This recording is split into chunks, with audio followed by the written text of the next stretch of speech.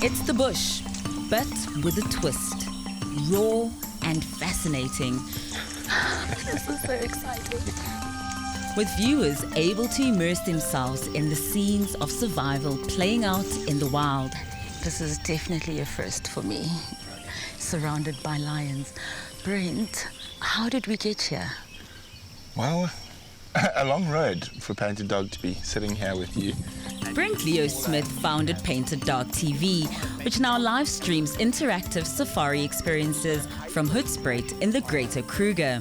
His subscribers, or pack members, join the game drives from the comfort of their homes all over the world. You don't have to sort of type your questions. You can have a conversation with your guide, you can have a joke with your guide. Most of our game drives, we have a maximum of 10 to 12 people. You can actually talk physically to your guide.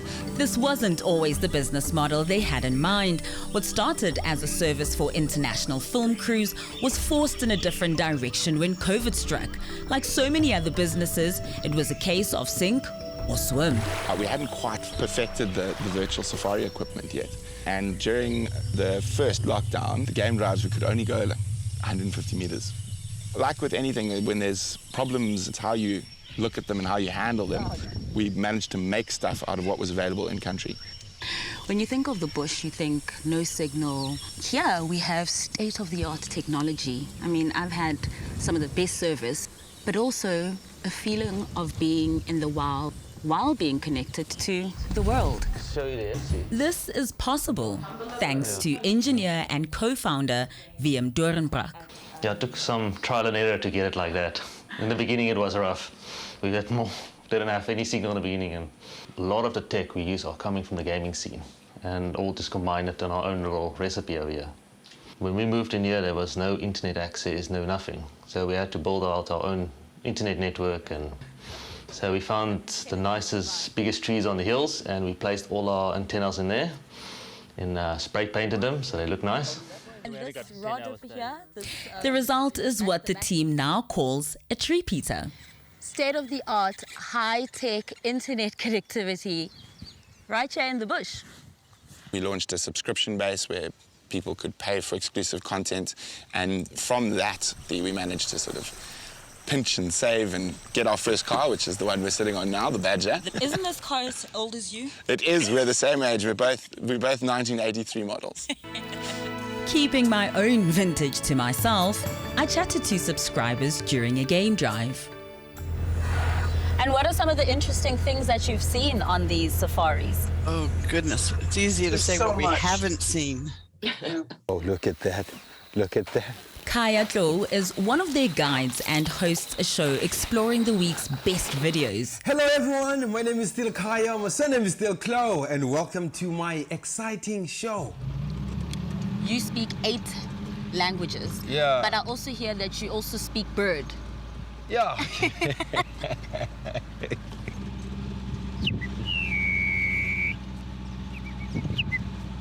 I just heard it.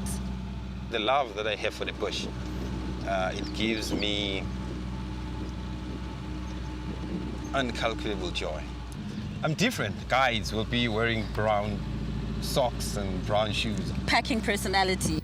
This is what I'm talking about. 𝗀𝗏𝗏𝗏𝗏 also has, shall we say, some unusual food preferences. Yeah? I heard you also eat poo. Yeah, but you have to be careful. Why Not do just you eat go around and eat poo, because no, it just tastes nice for me. Like, tastes nice, and you know, it's just grass, just like elephants. Like the one that I eat a lot and most are elephant poo. And But what's the secret of the startup success? Well, we still don't take salaries. 3 years in. We made a very conscious decision not to borrow money, so we've self-funded the thing completely. And the cost saving doesn't end there. The 10-person crew have become housemates, with each playing a role in the company. So they work and live in this home called the Oasis. These are our live bush cameras. They're actually spread out all over Southern Africa, or South Africa at the moment. From penguin peepholes to spy cams and private reserves. We all live on site because, I mean, most mornings for us starts at about 4 o'clock. Editor and cameraman 𝗏𝗏𝗏𝗏 is always ready for action. It's not a normal stock standard day because sometimes you have to run out for an elephant collaring or a wild dog collaring. This lifestyle suits me. It's good for me as well. I'm a bit of a hermit, so it forces me to socialize.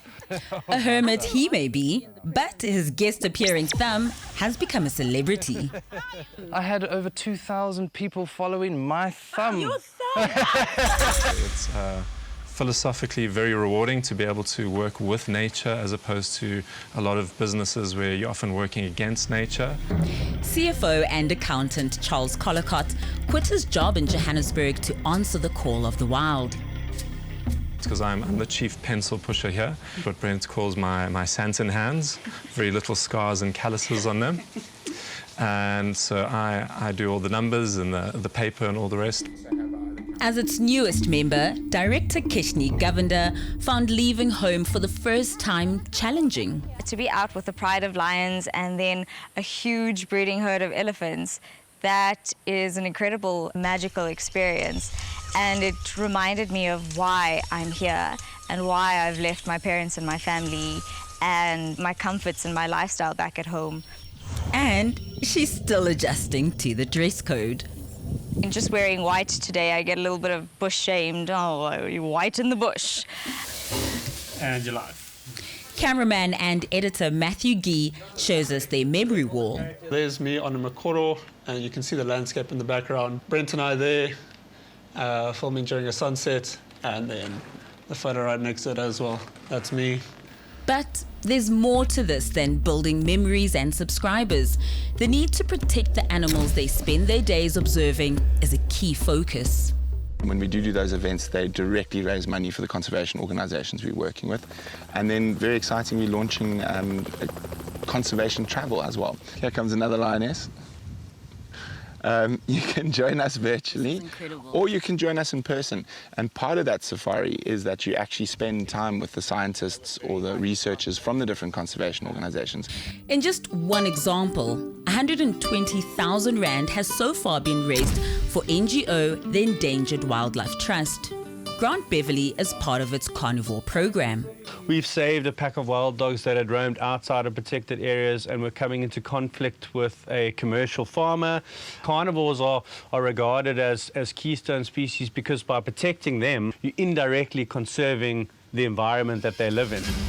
The hard realities of the tension between humans and nature are evident in the work of Brent and his colleagues. One of my bigger issues with a lot of the wildlife content and whatnot that's around is that it's not honest. They hide the hard part, and everything's beautiful, but it doesn't talk about the hardships of the people and the animals.